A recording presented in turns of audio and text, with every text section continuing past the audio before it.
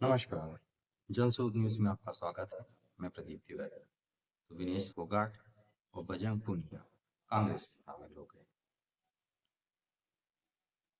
यह कोई बड़ी खबर बनना भी नहीं था। जिसकी जिस विचारधारा है उसमें अगर वह शामिल होता है तो इसमें किसी को क्या ऐतराज होना चाहिए। ऐसे ही कई खिलाड़ी बीजेपी में भी शामिल हुए हैं। कई खिलाड़ी आप आदमी पार्टी में भी शामिल हुए हैं। कांग्रेस में भी इस तरीके की परंपरा रही है। मगर अब प्रश्न पूनिया और फोगाट के कांग्रेस में शामिल होने जरूर रहे हैं। विनेश फोगाट और बजरंग पूनिया हम दर्शकों को बताते चले कि इन्होंने पूर्व पहलवानी संघ के अध्यक्ष ब्रजभूषण शरण सिंह के खिलाफ एक मोर्चा खोला था, एक आंदोलन चलाया था। विनेश फोगाट ने ब्रजभूषण शरण सिंह का यौन उत्पीड़न का आरोप लगाया था और उन्होंने कहा था कि कई महिला रेसलर्स के साथ इस तरह की वारदातें होती हैं उनके अध्यक्ष रहते हुए। तब ब्रजभूषण ब्रजभूषण शरण सिंह ने कहा था कि राहुल गांधी उनके खिलाफ षड्यंत्र रचा है। मगर तब यह लग ही रहा था कि ब्रजभूषण शरण सिंह अपने बचाव में कह रहे हैं। मगर विनेश फोगाट और बजरंग पुनिया के इस तरीके से कांग्रेस में शामिल हो जाने के कदम से अब स्थिति स्पष्ट हो गई। यानी जो ब्रजभूषण शरण सिंह के खिलाफ सारा आंदोलन चल रहा था वह पर्दे के पीछे असल में कांग्रेस करा रही थी। और यह मुद्दा था भी, यह अब खोज का विषय हो गया है और इसे सरकार को गंभीरता से लेकर इसकी जांच करनी चाहिए। और अगर यह मामला बोगस था, फेक था, तो जिन लोगों ने इस मुद्दे को उठाया था, जिन लोगों ने ब्रजभूषण शरण सिंह के खिलाफ आंदोलन चलाया था, उनके खिलाफ भी एफआईआर होनी चाहिए, उन पर कार्रवाई निश्चित रूप से होनी चाहिए। आज भारत में ये चलन सा हो गया है, आंदोलन के माध्यम से हीरो बनाए जाते हैं और उसके बाद में वो पॉलिटिकल एंट्री ले लेते हैं। अन्ना हजारे के आंदोलन के बाद से यह स्थिति और भी विकट और गंभीर हुई है।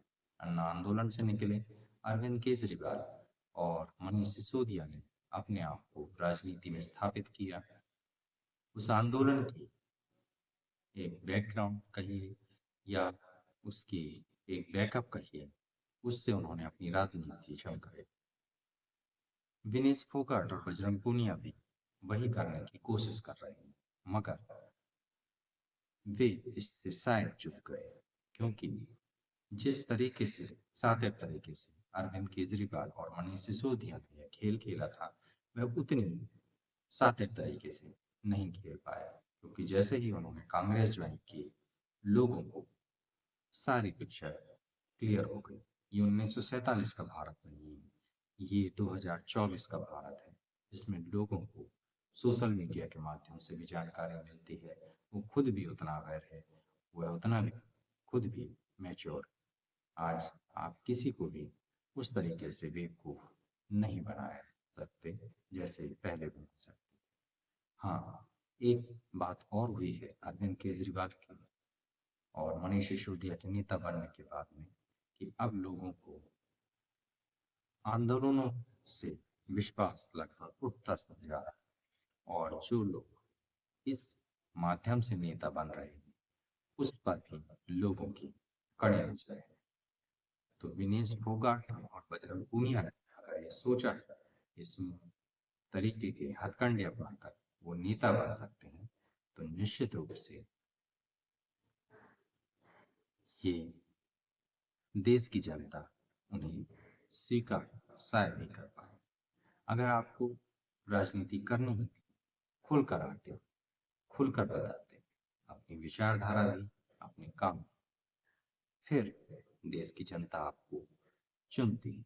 मगर गेम खेलकर अगर आप राजनीति में आना चाहते हैं, तो देश की जनता इतनी बेवकूफ भी नहीं है। आपको उसके नॉलेज और मेच्योरिटी पर इतना तो भरोसा होना ही चाहिए। हम मीडिया के लोग भी इस चीज को हमेशा जनता के सामने परोसते रहेंगे और दूध का दूध और पानी का पानी करते रहेंगे, क्योंकि हमारा काम ही है। कोई विनेश फोगाट या कोई बजरंग पूनिया केवल अपने निहित स्वार्थों स्वार्थों के लिए आंदोलन चला लेगा और नेता बन जाएगा, ये हम मीडिया के लोगों के लिए भी प्रश्न चिन्ह होगा कि आखिर वो देश की आम जनता के एक व्यवहार से, एक उनकी भावनाओं से कैसे खेल सकता है। कोई जसोद इस मुद्दे पर पैनी नजर रखा रहेगा और ऐसे मुद्दों को आपके सामने हमेशा लाता रहेगा, जिससे आप फर्क कर सकें कि आखिर कहाँ कलाबाजी की गई है इन छोटी मानसिकता के लोगों के द्वारा। बेखौफ पत्रकारिता और बुलंद आवाज को चुनना चाहते हैं, तो लाइक और सब्सक्राइब करना ना भूलिएगा। देखते रहिए जन स्रोत। नमस्कार।